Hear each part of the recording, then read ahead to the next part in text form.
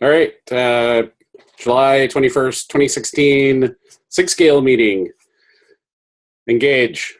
So we have nothing specifically on the agenda today. I have a couple of just minor notes to put on people's radar, but the main thing I wanted to report was that I got a YouTube channel set up for us. So I put something in the notes.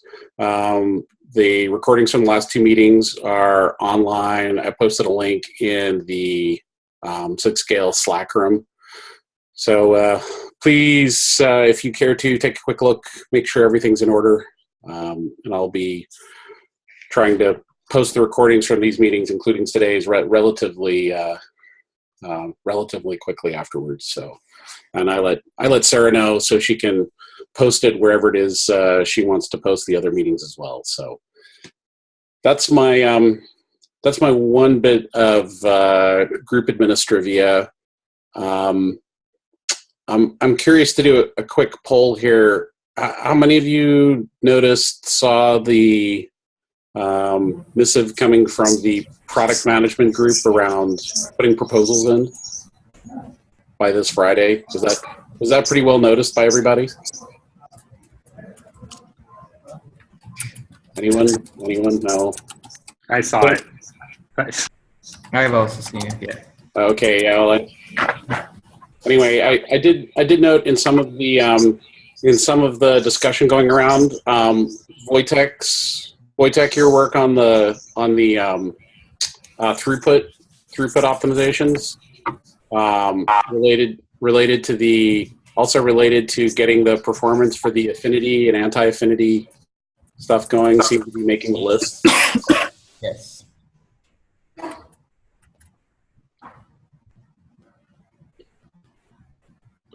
I did have a question as to who's taking lead from a Google side on the NCD3 stuff, because I keep on prodding individual issues, but somebody needs to probably be the owner of all of the salt machinations and Kuba stuff and all the little script jiggery that is incorporated for setting SED3 by default.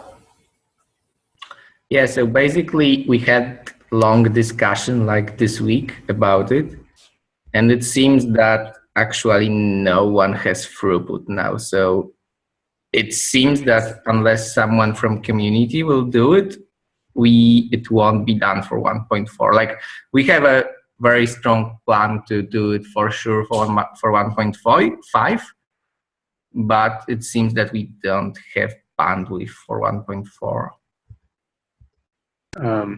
Okay. When I talked to Lavalamp like 3 days ago, he said that only Google could do it. So now I'm confused. So to be clear, like, there are some things that only Google can do, and we probably would find some time to do it, but there are still a lot of things that can be done by community. Like, for example, currently it's not possible to like for example, there is no support for etcd3 in kubap script. Like, this is something that is purely open source, and this is not done yet. And like, assuming that we have it, for example, I'm happy to set up like tests that will be running on etcd3. It should be pretty simple then, but adding support for kubap is non-trivial amount of work. Okay. Sorry, what's non-trivial about it? So maybe I just don't know what. I mean, it's nothing like very difficult, but it's like some work to be done. Like, it will be probably a day or two of work to ensure that everything works and stuff like that. I see. I mean, there's nothing like super fancy or super difficult there. It's just like work that needs to be done. Got it. Okay. Can someone explain, if this work doesn't get done, what that means for 1.4? You won't have NCD3 by default. You'll have to jig it yourself. It's a defaults issue. Well, it's more than defaults, because once we default it on, we get all the testing cycles, as part of the community work. So every other patch and everything else, all the different machinations that go on, vet a ton of stuff. Like a good example here is like I enabled HTTP2 on by default, and it caught a bunch of issues, so we disabled it, right? So that testing is pretty beneficial. So just for SCD3, the Kubernetes script, like I will take a look next week, and hopefully I will submit some pull requests. But like for the other thing, for how to like get this thing integrated, and with other thing, like it would be great. Like Walter and some other guys could help. Yep. Just so I'm clear, are we talking about the implementation that's basically API compatible with etcd2, or are we talking about the implementation that starts to use etcd3 specific features? We already have implementation. Currently, that's mostly a matter of configuration and creating setups, like configuring and like fixing setup scripts and stuff like that. And testing. I'm trying to understand if that's the configuration that Tim is advocating that we put more traffic on to uncover issues, or if he's talking about using the etcd3 specific stuff. It's like we don't want to add to like facilitate any etcd3 specific features until like at least one release with default etcd3 to enable like rollback in case of problems and stuff like that. So if we like, for assuming that we enable like etcd3 in 1.4, then we won't add any features, like won't like start using any etcd3 features until at least 1.5. So this is a priority from our side on Red Hat. So we'll throw in and help where needed.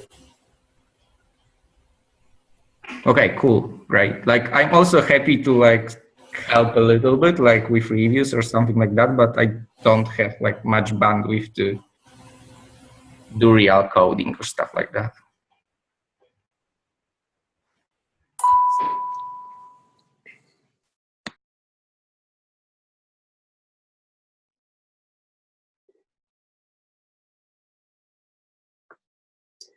We may touch base with you, Tim, as well, or maybe with some of the CoreOS guys. One of the folks on my team is doing some etcd2, etcd3 performance testing, and also doing some control plane variances of control plane testing. This is the split etcd versus non-split etcd configuration work. So we may be able to contribute to testing here as well along this line.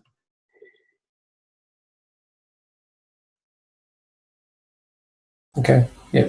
All the initial data we've shown so far is that from a performance standpoint, with the default configurations, it pretty much is just a swap and replacement. Most of the performance issues we're seeing are not related, or the biggest bottlenecks are not related to etcd performance at this point. Did you have any numbers published somewhere on that? We did report like initial findings. We haven't done our full blastings because we're dealing with rebase stuff right now. My goal is to get this in as quickly as possible so we can start doing some of that. Sounds good.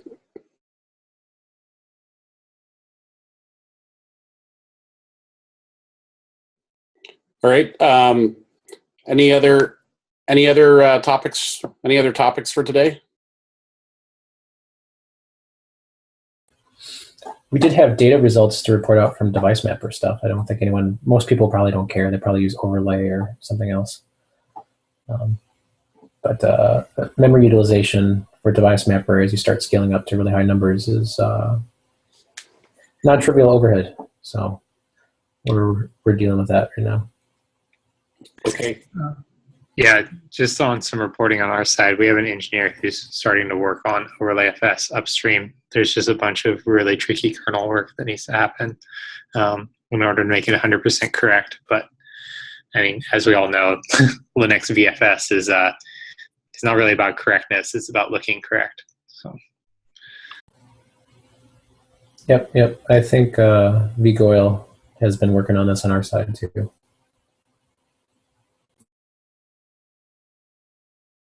Yeah, the thing on our side is like we feel OverlayFS is our best, or the best of the worst options. So I think we're in agreement. Yeah.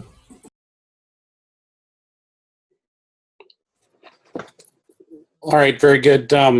One thing also, I think it may come up in the meeting related to this proposal.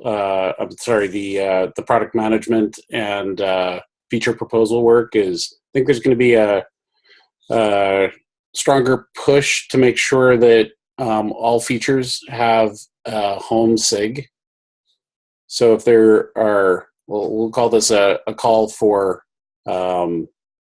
any features that the group here feels like the SIG should be specifically keeping an eye out for. I think Wojtek's throughput work certainly would qualify.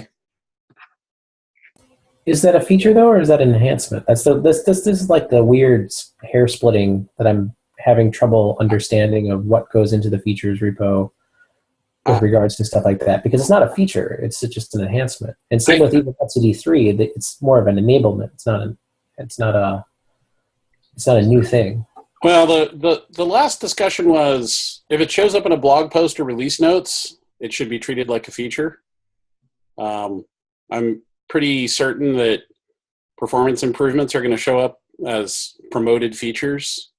So there's some rough heuristics that have been put on the features repo. And really, I think this round, we should try to put in anything that we feel meets those rough heuristics. And they're really rough, like Bob's saying. It's stuff like, would it be in a blog post? Or does this change any of the operational aspects of Kubernetes? If so, it's a feature.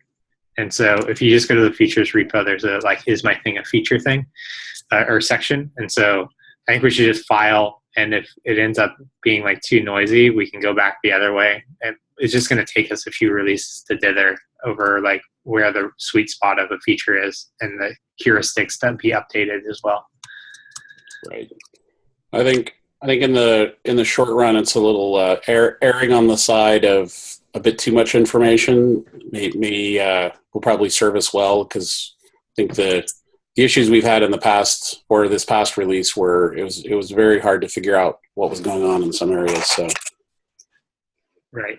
We may swing the pendulum here a little bit, but it's probably not a bad thing.